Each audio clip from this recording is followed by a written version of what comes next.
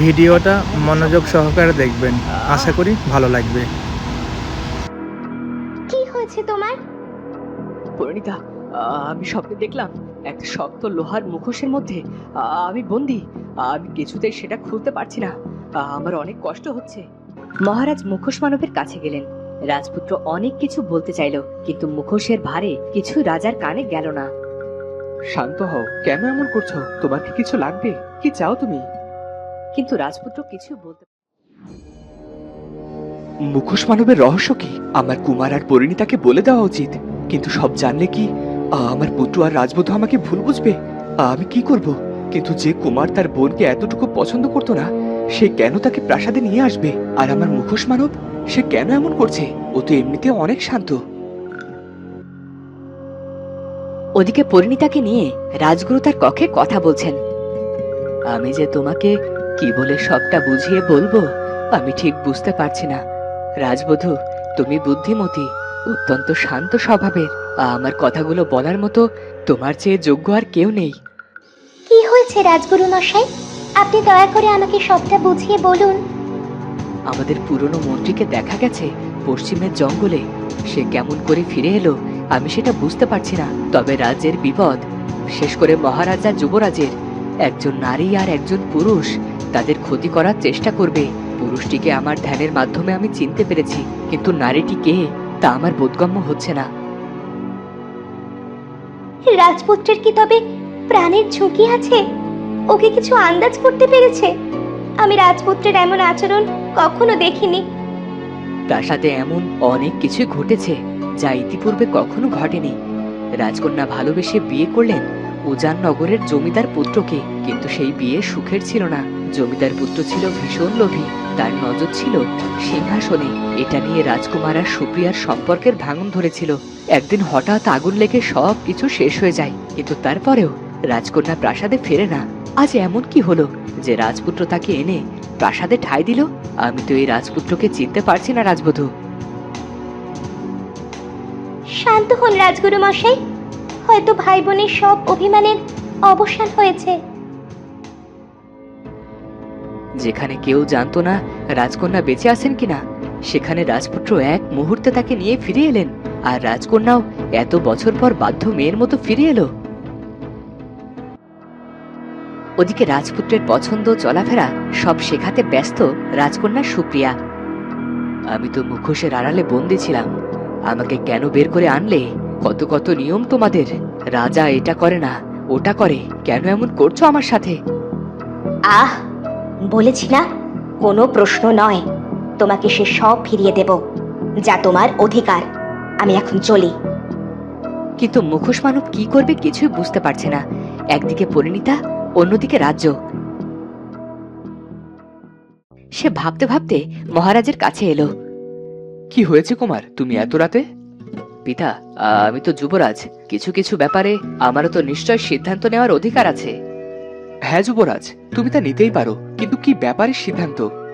আমি সেটা কাল সবার সামনেই বলতে চাই। আচ্ছা বাবা, তুমি আমার ছোটবেলার গল্প বলো না, কেমন করে কেটেছে আমার ছোটবেলা? আমার মা কেমন ছিল? তোমার মা ছিলেন ভীষণ বড় মনের একজন মানুষ, সবার বিপদে সে পাশে থাকতো। কিন্তু সুপ্রিয়ার জন্মের পরেই সে চলে গেল। মেয়েটা আর মায়ের স্নেহ পেল না। পিতা, আপনি তো চাইলে আপনার জীবনটা বদলে নিতে পারতেন। আপনি কেন একা জীবন পার করলেন? শুধু কি সন্তানদের জন্য? কুমার, তোমার বিশ্রাম প্রয়োজন, তুমি এখন যাও। কিন্তু মুখোশ মানবের জন্য মহারাজের প্রাণ কেমন যেন করতে লাগলো। সে দ্রুত সেই কারাগারের সামনে গেল। আসল রাজপুত্র তাকে অনেক কিছুই বলতে চাইল, কিন্তু লোহার শক্ত মুখোশের আড়ালে সে কিছুই বলতে পারছিল না। তুমি কি আমাকে কিছু বলতে চাও? তোমার কি হয়েছে? তুমি এমন কেন করছো? কোনো অসুবিধা হচ্ছে তোমার?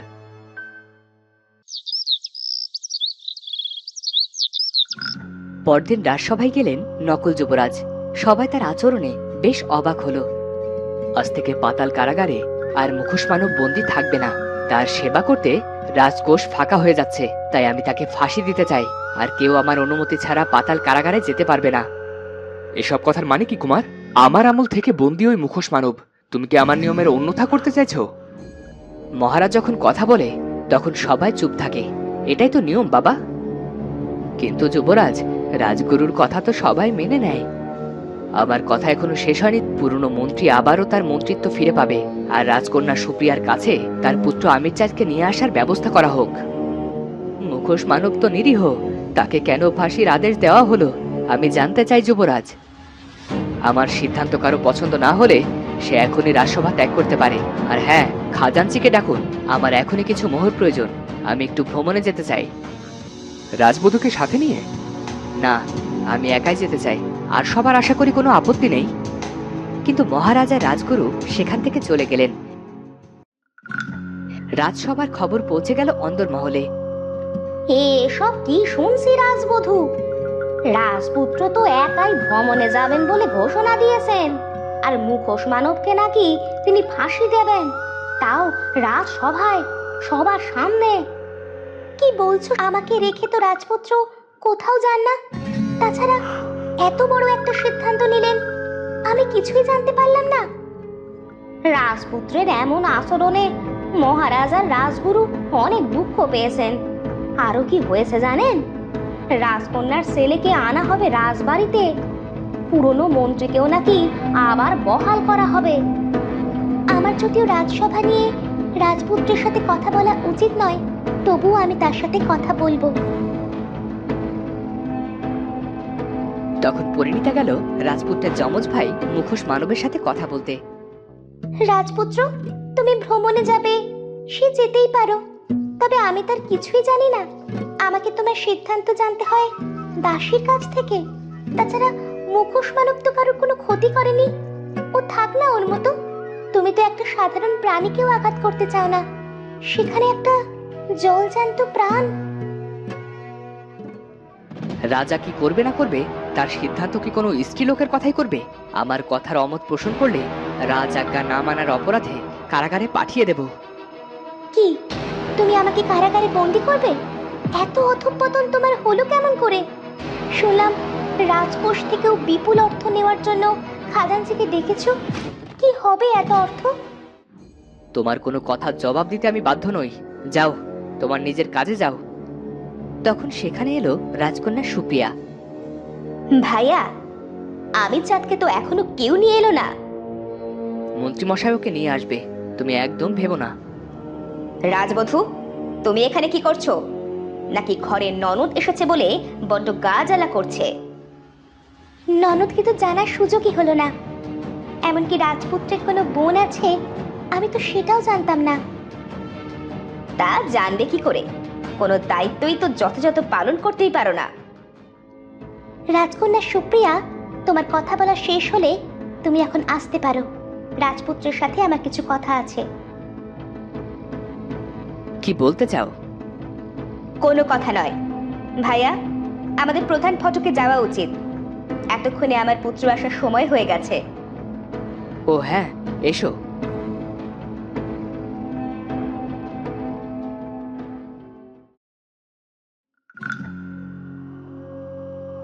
পরিণীতা একরাশ কষ্ট নিয়ে প্রাসাদে প্রবেশ করলো, কিন্তু রাজপুত্রের হাতের কালো দাগ দেখে সে চিন্তিত। আগে কখনো এমন দাগ সে দেখেনি।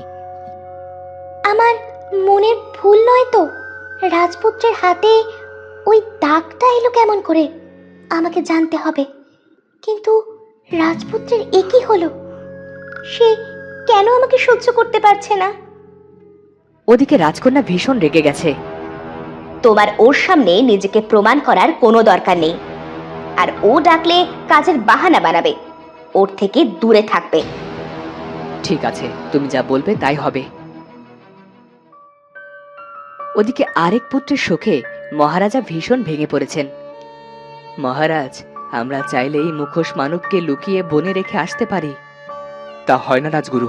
তাছাড়া পাতাল কারাগারের সামনে প্রহরী রাখা হয়েছে।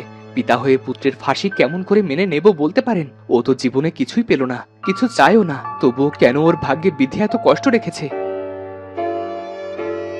শান্ত হন মহারাজ, আমার মনে হয় যুবরাজকে সবকিছু বলে দেওয়ার সময় এসেছে। আর লুকিয়ে কি হবে মহারাজ? আমি কিছুই লুকাতে চাইনি, কিন্তু এত বছর পর এই সত্য জানলে রাজপুত্র আমাকে ভুল বুঝবে। আমি এখন কি করব রাজগুরু? তখন সেখানে এলো পরিণীতা। পিতা, প্রাসাদে এসব কি হচ্ছে? আমাকে দয়া করে বুঝিয়ে বলুন। আমি যে কিছুই বুঝতে পারছি না। এমনকি রাজপুত্র ভুলেই গেছে একদিন সে নিজে আমাকে এই প্রাসাদে এনেছিল। এভাবে তো দিনের পর দিন চলতে পারে না। শান্ত হও মা পরিণীতা, এখন সময়টাই এমন, আমাদের একটু মানিয়ে নিতে হবে।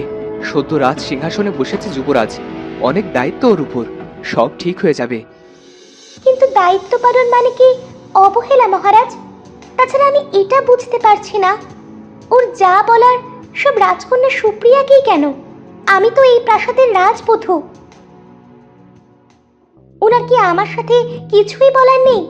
কোথায় যেন ছন্দপতনের সুর বাজছে পিতা। তো বন্ধুরা, এবার কেমন করে প্রমাণ করবে পরিণীতা কে আসল রাজপুত্র আর কে নকল? আসল রাজপুত্র না ফিরলে কি হবে রাজবংশের, সেটা জানবো আমরা পরের পর্বে। আর আজকের ভিডিওটি ভালো লাগলে অবশ্যই চ্যানেলটি সাবস্ক্রাইব করে বেল আইকনটি বাজিয়ে দিও। দেখা হচ্ছে পরের ভিডিওতে। ধন্যবাদ।